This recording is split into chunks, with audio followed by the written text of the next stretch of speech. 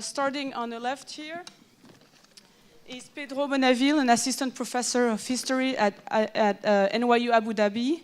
His research interests include the history of decolonization, political imagination, student movements, higher education, state violence in the Democratic Republic of Congo.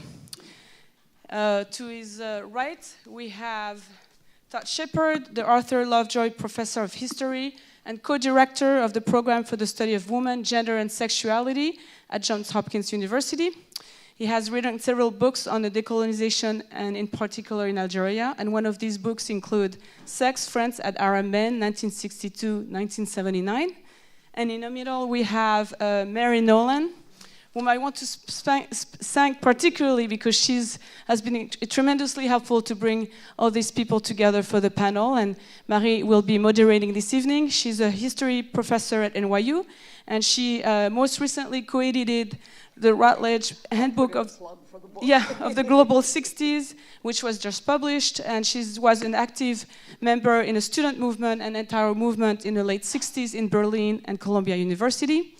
And on the right is Madigan Fichter, an assistant professor of history at Holy Family University in Philadelphia. She's completing a book manuscript, Strange Forest, Counterculture and Youth Opposition in the Socialist Balkans, 1965-1975. And she's also contributed an essay in Global 60s.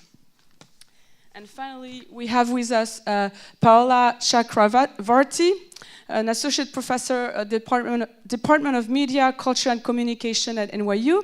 Her books include Race, Empire, and the Crisis of the Subprime. Research focuses on media, migration, and politics in India and the US.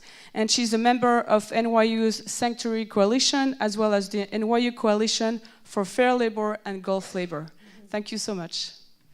Okay, thank all of you for staying for the discussion after the interrupted films. The first question I want to ask comes from all of us here having seen the full 3 hours, the first hour and a half focusing on the period roughly 65 to 68, and the second you saw. And as an opening question, I'd like to ask you what surprised you most about the documentary? What did you feel was missing in it from your understanding and the research and teaching that you have done on the 60s?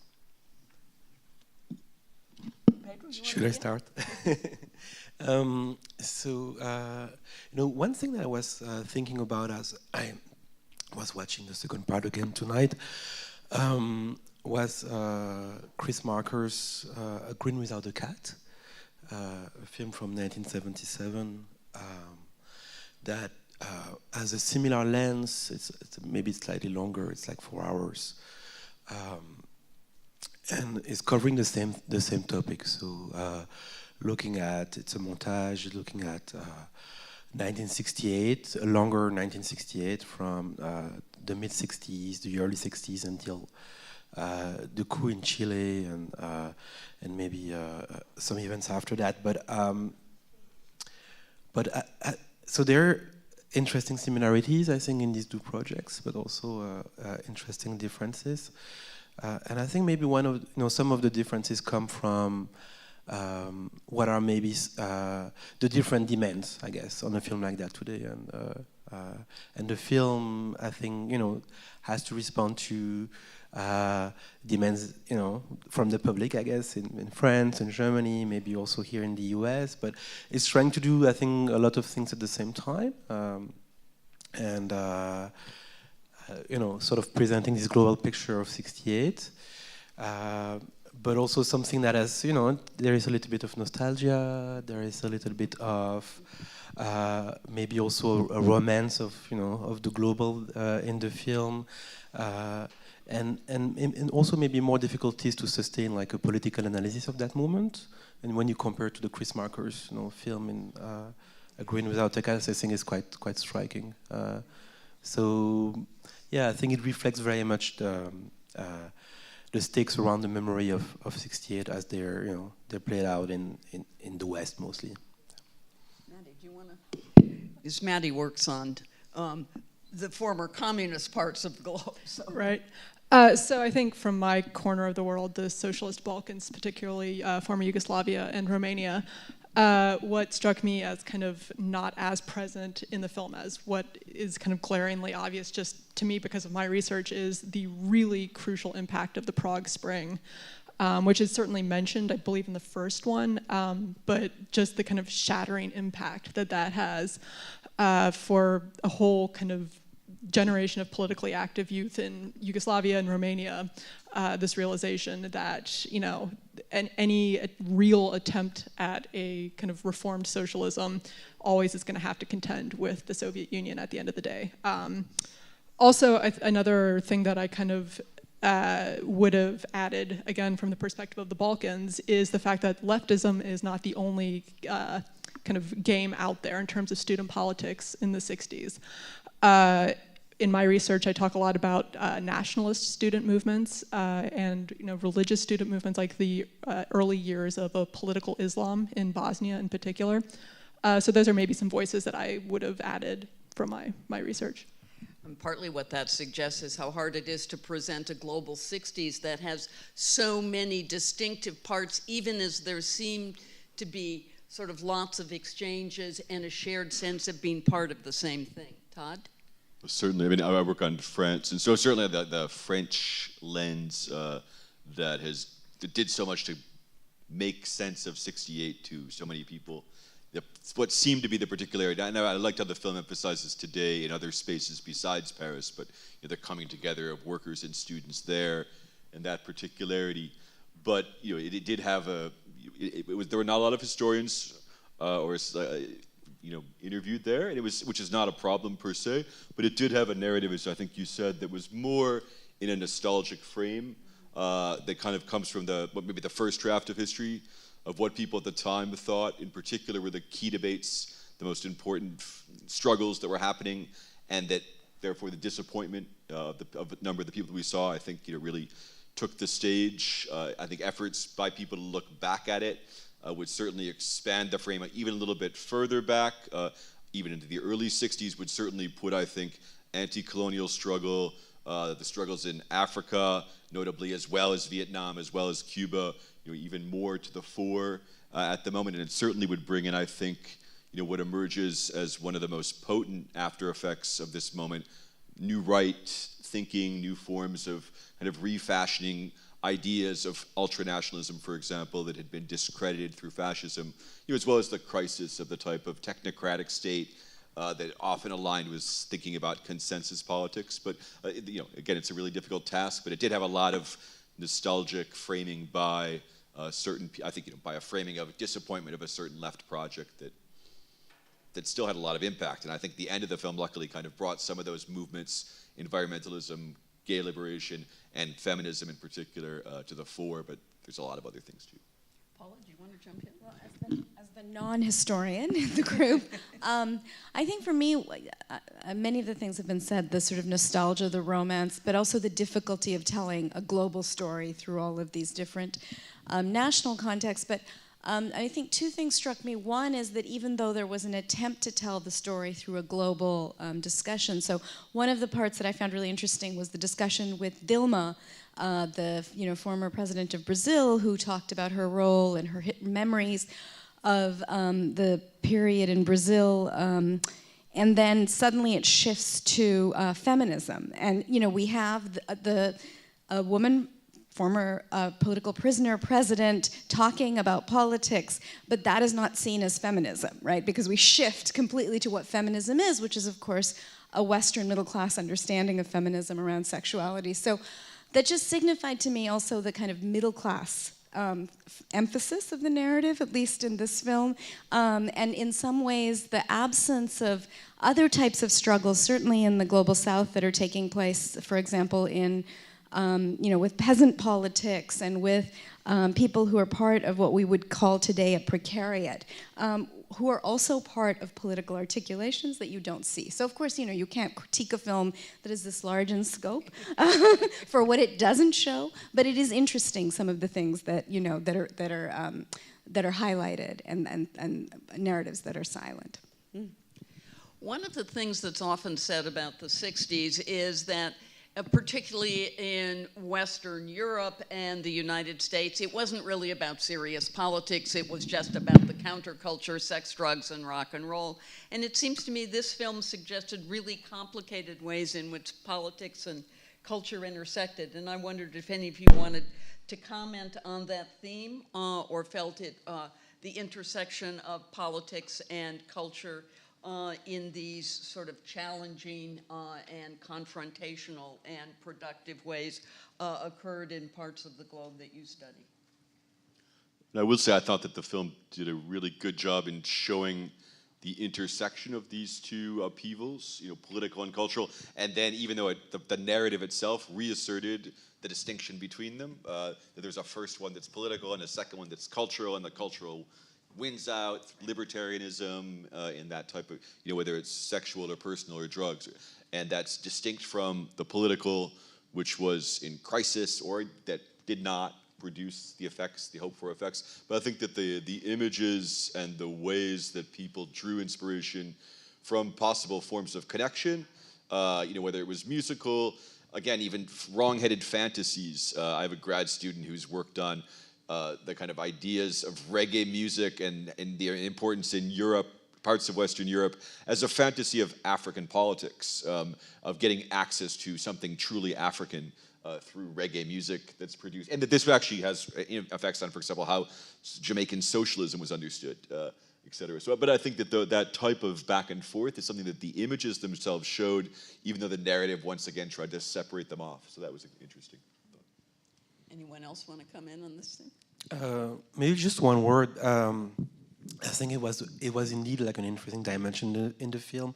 It's interesting to think along what you said, the difference between the narrative and then what the images are showing. But not to criticize the film too much, but I think in thinking about Africa, that was maybe also like one of the missed opportunities, and I think it's also one of the difficulties in the film like that. And as Paula also mentioned, it's nearly impossible to do a film about the global 60s and about the global 68. It will always be, I guess, there will be. Here the point of view, I guess, is assumed a little bit is the filmmaker who was there in France in '68, and so it remains, I think, centered around the West. But so Africa features in these interesting ways, but politically, not so much culturally. And it was actually interesting because one of the interviewees in the film is Alama Bonkou, and he has interesting things to say, but he's not asked about culture and the relationship between culture and politics in Central Africa at the time. And I think that's maybe like a missed opportunity, but it's something difficult to do, I think, and it might also be a question of archives. What are the images that you can work with, and when it comes to Africa in the 1960s, there are more limitations in the images that are out there and that can be used in a film like that, I think. So, yeah. I think a bit of a difference in terms of how we see kind of the intersection of culture and politics in this film and what I learned about in the socialist world kind of comes in with the role that the state inevitably has to play under socialism in terms of if you want to hold a music festival, if you want to produce a film, if you want to produce a record, if you want to rehearse with your rock and roll band, you're probably doing it at a state-sponsored music hall, at a youth center that is, somehow related to the Communist Party. You're writing a lot of your manifestos where you're kind of complaining about the state in a Communist Party-run newspaper. So, I think in the socialist world, there's a bit of a kind of interesting back and forth between the limit, the amount that students can push, and that the state really does let them push and actually kind of tries to be responsive. But at the same time, there's limits that are there in a way that's just different from what we see in a film like this. Yeah, I think many of the things that people have said already. I think it's difficult, and I also don't want to criticize a film too much for what it doesn't do. But one of the interesting things here is that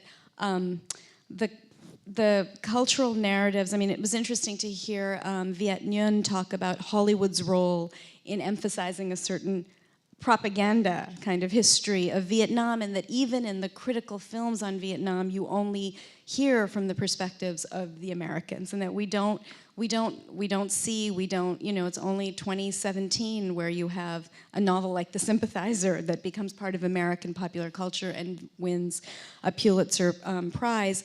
So there's tensions, I think, about thinking about even what is American popular culture, right? Is it the culture of the Black Panthers and the civil rights movement beyond a sort of aesthetic, or is it this kind of dominant middle class white culture that, you know, we think of as the Doors and the sort of anti-war movement represented in a certain specific way? And so there's a lot of things there to unpack, but I feel like, you know, I feel like critiquing the film for what it doesn't show is not going to get us very far. But there's, you know, I think, for a plug for your book, Molly, I think the edited book that you put down over there does a much better job in capturing those kinds of tensions between culture and politics than a film like this can possibly do.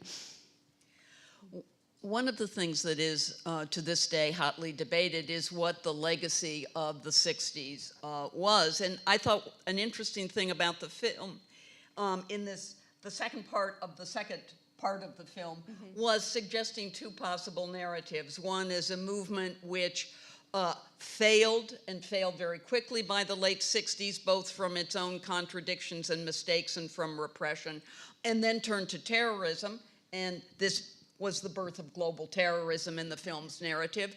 And the other was to suggest this incredible array of liberation movements: gay liberation, women's liberation, environmental movements, many of which exist down to the present. So how do we evaluate these different legacies? And in your answers, you might suggest what relevance you see the 60s having for protest movements and activism today. Maybe a woman should start. Paula, why don't you start with it, since you've been very active on labor issues, on sanctuary. Okay. Well, I mean, that's it's a difficult question. The legacy that was interesting. It was very interesting to hear the sort of pessimistic Italian. I'm forgetting what was his name? Not Negri, but the other. Yeah. What was his name? De Luca, Enrico De Luca? Eri De Luca. Yeah, and you know, and he had sort of given up on the revolution, and then at the end he, you know, talked about saving migrants, right? I mean, and the narrative he used really was one of saving. And I think, you know, one of the positive legacies of the 60s, which maybe brings together the cultural with the more you know, political, institutional, is the fact that in today's movements, for example, like the sanctuary movement that Molly and I and others have been involved in, there is so much attention to thinking about who the subjects are of these politics and who speaks for them, and what it means to stand in alliance and do solidarity work with people who are directly affected, right? So there's much more attention to these questions of representation and voice and articulation, as well as the substance of politics. And I think that's sort of a productive legacy of those tensions and those squabbles and those antagonisms that have taken decades, right? To think about economic justice and racial inequality and gender and sex and, you know, political institutional struggles. And so I think in today's movements, for those of us who teach, for example, at the university, you know, we're confronted with 19 and 20-year-olds who are political. And for me, having taught for 20 years, this is the first time in a long time where, you know, in a class of 30 or 50 students, the vast majority will say, I'm a feminist, you know, they use the language of decolonial, they might have voted for Bernie, but they're also very attentive to questions of representation, of recognition, who gets to speak. And so bringing those together, I think, is a legacy of the 1960s that, you know, needs to be thought through. And I think that's where the hope lies, at least for me, in very dark, hopeless times. I mean, one of the intriguing things around, particularly the way that terrorism was presented and the kind of suggested linearity between now, or at least 2001 and after, and then was how it downplayed, even though it again suggested it with FIAF, was democracy, the intense democracy. I mean, one of the things, there's been some really great work on the PLO. And one of the things that's so striking is that the PLO was, in fact, having learned a lot of lessons from movements like the FLN in Algeria or elsewhere of how they shut down any form of dissension as soon as they took power. There was a lot of democracy, and there was a lot of freedom to speak and to act. And in fact, it made it impossible for them, or they just were unwilling, the PLO and its leadership, Yasser Arafat, for example, to crush the PFLP or to eliminate the people that did the Black September movement when they attacked Israeli and killed Israeli Olympians in Munich. They were committed to the kind of free flow of ideas within their movement. So you see, and you saw that with the Baader-Meinhof. I think that's what the film did show, is the unwillingness or the difficulty students on the far left had, or activists on the far left had, in distancing themselves and kind of just trying to push out. And then you saw that too in their reaction to as Tony DeGrio put it, to crushing this aspect of political life as a response. So that commitment to democracy, I think, is very telling. Again, to signal again back to the PLO, I mean, not to the PLO per se, but the 60s or the 70s is a moment when other forms of political action and possibilities are emerging elsewhere than the West. One way that a bunch of historians have been working on is 1979, a kind of different date that is signaled by things like the Iranian Revolution that so marked things, and the invasion of Afghanistan, but also in Algeria, the attack on Mecca, developments in Syria, the attack on the cadets officer rebellion. I mean, there's a whole bunch of movements across not per se the global South, but around the southern parts of the Mediterranean, the Arab world writ large, or the Arab and Muslim world writ large, that I think are coming up that are anchored in. And if you think to the Pope visiting Poland, this is a moment of where religious possibilities are reemerging. So there is a moment of exhaustion, and we can think about it in terms of, again, a crisis of technocracy, a crisis of the possibilities that in certain Western countries, along with protectionism, along with a kind of control of many things, marked the so-called 30 glorious years in the French context, or the golden age of the 50s, 60s, and 70s, with the economic crisis of the 70s perhaps marking another end to that. And so it can be troubling to look back on it. But it also sets up this whole other set of possibilities, which are more difficult, for me at least, in the case of religious hopes or religious-inspired political movements, whether of all different sorts. I mean, Islamists are the most present today, I think, in discussions, but those are not places that I look for inspiration. But the exhaustion of some of the possibilities then that were in part about following through a logic of pushing for democracy, of fighting against limitations, of pushing against state control of certain things that people had kind of handed over to them. I think it's worth thinking about, at least. I think capturing the legacy of the 60s, what it means for a place like former Yugoslavia, is something I haven't quite been able to fully wrap my brain around, in part because just how complicated things become when the country very violently collapses in the 90s, and you end up with students like Radovan Karadzic, who I know him as the student who got arrested in 1968 on the streets of Sarajevo protesting for better socialism. We know him now as somebody on trial for war crimes in The Hague. So I mean, there's so many kind of different and dramatically different trajectories that happen across so many different spectrums in Yugoslavia that I don't really quite know how to coherently all pull them together, to be quite honest. And I think it remains today kind of a weird spot in former Yugoslav society. Thinking about student demonstrations in '68, for those of a more kind of leftist inclination, it's maybe something to celebrate. To kind of, we have a heritage of pushing for democracy, for pushing for, democratic rights, or at least a kind of humane socialism. And if you're more of the more prevalent nationalist bent of these days, this is another sign that we were being oppressed under Tito's Yugoslavia, and the collapse was maybe better for the better. So it's complicated.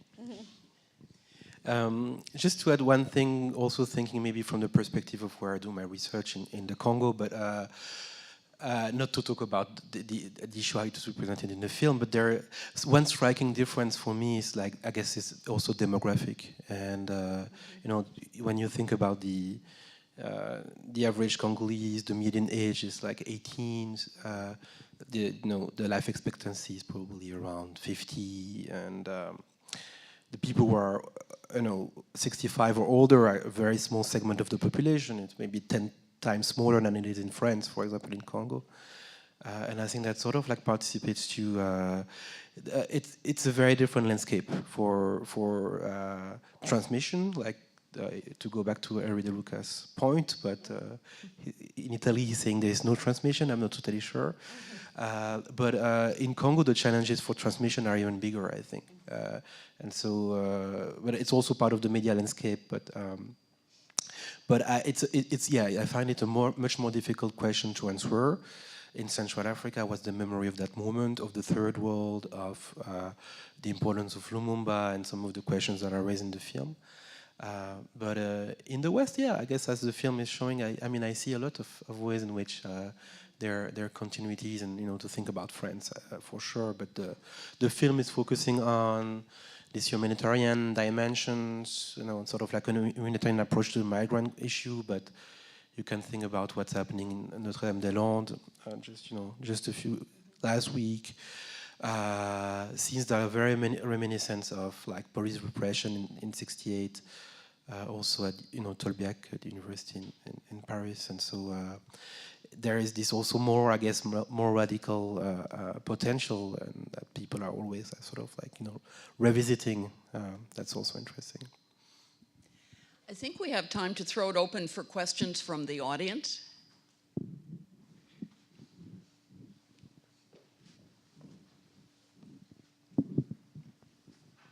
I'm sorry, I just want a clarification. So the militants that stormed the holy sites in Mecca in 78 or 79, are they, in your definition, children of the 60s? Are they the inheritors? Or, and then of course, or are they like, are they the counter? Are they the opposition to a 60s idea of transformational society? In 1979, when the Persians allied themselves with the left and then betrayed the left to install the Ayatollah Khomeini, are they children of the 60s? Are they repressive elements of society that's just put on a new face and used the techniques of 1968? And if you guys have ideas of how the right has been using the techniques of the 1968 global revolutions, I would love to hear from you guys. Yeah, no, so if we think of 68 as kind of a date, a date that seems to mark something that seemed to many people to mark a moment of great hope, that one of the stories that this documentary, the second half at least particularly emphasized, was of hopes either deceived or partially fulfilled. I think Debray gave a kind of very compelling depiction of certain forms of individual freedom and then certain forms of the collapse of collective. 79, I think, in that the example of Islamist attacks on Mecca, in this case Sunni extremists, 79, early 79, the February takeover by what becomes the Islamic Republic, marking a different kind of date that I don't think is fully connected, but I think sets up something that is more framing the present, perhaps. And I think it's necessary to recognize one of the ways that we, this group of historians I've been working with, have talked about it as migrations of hope. That is a seeming sets of problems or disappointments with certain possibilities that had seemed very present and real in previous decades, and certainly around 68. But the emergence of other forms, notably religiously inspired visions of political change that for some people inspire hope, and that these did not seem present previously. So 79 not as something that's children of the 60s per se, but something that sets up a different dynamic, I think, to me. In our book, there are a couple of essays that look at Cairo and student protests in Indonesia, and there you get collaborations between more Islamic and religious students and secular ones in the late 60s and early 70s, and they see themselves as part of the same project. They may ultimately go in different ways, but they came out of it. Yeah. can you wait till they get you the microphone? Yeah, I want to say that I really enjoyed the first part and the second part. I enjoyed the first part more in that I thought it did a great job of letting you know what was happening around the world as opposed to happening in one particular part of the world. It was a time capsule. Besides the technical difficulty in the second half, I thought parts of it were dragged out. And is this the final version of this? Yeah, it's on television in France and in Germany and on the 22nd, is that? Okay. Because I think there's a need for some modifications to it to be improved. The CIA is mentioned a few times, and many and KGB not at all. Many capitals are mentioned, and Moscow, Beijing not at all. I'm wondering if you had interviewed former KGB head, say Putin, if you had gotten to Putin, what might he have said about the role of the Soviet Union in the 60s throughout the Western world? Would he have said, well, we just disseminated literature and we let our propaganda speak for itself? Or, yes, we had agents everywhere and we were responsible for all these various conferences in Algiers and other places? Well, that wouldn't be true. I mean, like, Algiers was very distant as a capital city, was very distant from Moscow. And certainly one of the striking things about the leftist framing, at least, and this is only one part of the story, is that it's, people breaking finally, for many of them, definitively with the Soviet model, right? I mean, so this is why the PCF in France is so hostile to 68 and remains quite dubious across the course of the 70s. I mean, in the French case, of course, the 78 elections, the collapse or that then reunites of a common front with what has emerged as the Socialist Party, as the ends in many cases, ends the dominance of the French Communist Party, which was on the French left wing, which was one of the most Stalinist parties or most attached to the Soviet Union in the West, the least Euro-communist. So I think that I don't know if Moscow per se had a lot of desire to certainly work with these organizations. They were very skeptical, at the very least. Yeah, I mean, something that I think is useful for that period is to think about the idea of symbolic Maoism. So Maoism is very, sort of like, is taking this very dominant position among among the left, I guess, globally, and it's certainly true in Africa, where in some cases you don't have actual meaningful connections with communist China, but the circulation of the Little Red Book and some of the ideas, the focus on the peasants. I mean, some ideas. There's this sort of like junction between the image of Che Guevara and Mao. So that's it's a challenge to the Soviet Union in a way, and I think, including in some cases actually in countries in Africa that had more, or movements that have more direct connections with the Soviet Union and support, but at the level of, at the ideological level, the affiliation was clearly more towards China, and including some of the liberation movements from Mozambique, Angola, and so yeah, I guess it would have been, in a film like this, it would have been more interesting to go to Beijing than to Moscow. That would be my answer to that. Yeah, I mean, similarly, but this is what I was thinking also of in India in the early 1970s, you had the Naxalite movements and the Maoists, which was again, it was student movements with agrarian interests, and they were turning to China against the kind of Stalinist communist parties that were both, seeking electoral routes. So yeah, there were stories that were not told. Then it was beyond symbolic. I mean, this was a political movement, and that still has a legacy today, where a large percentage of of India is politically controlled by Maoists. And so there are other trajectories beyond this one that emerge in this period as well to think about. I think one way to understand the 60s is a variety of efforts to find a way out of the Cold War bipolarity, to find various third ways that are going to get you, out from influence of both Moscow and Washington. Mm-hmm. Yeah, the gentleman there. Is it I think on? you're Yeah. our last question. So. My name is John Train. I was the original managing editor of the Paris Review, and thus lived through most of the events we've been discussing, including the 1968. I think the whole affair is rather misleading. Vietnam turns up over and over again as supposedly a major cause of the student uprising. That's only half true. We've got to remember that the French hold on Vietnam fell during this period, and the Americans just came in.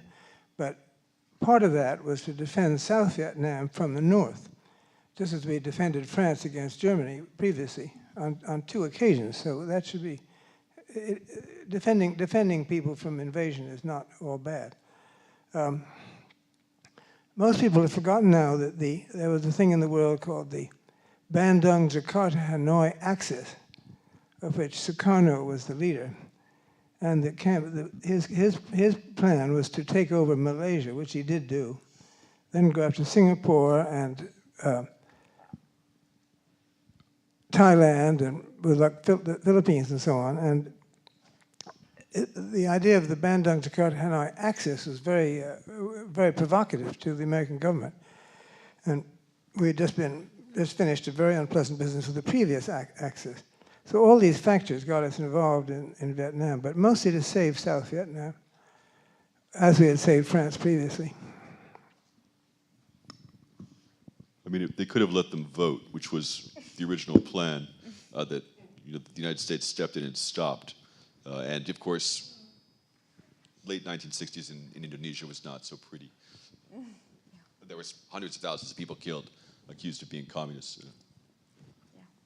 Well, I still think that the focus on Vietnam is actually quite, important, and not only, maybe not about Paris in itself, but as something that was truly, grabbing the attention of a lot of people in different places. So, including in Africa, actually, including Congo, in Kinshasa, you had protests, in support of Vietnam. So I think that the symbol of Vietnam was still strong. In the case of France, something that could have also be mentioned is the importance of Algeria, maybe. I mean, your work, but and the memory of 61 and 62. But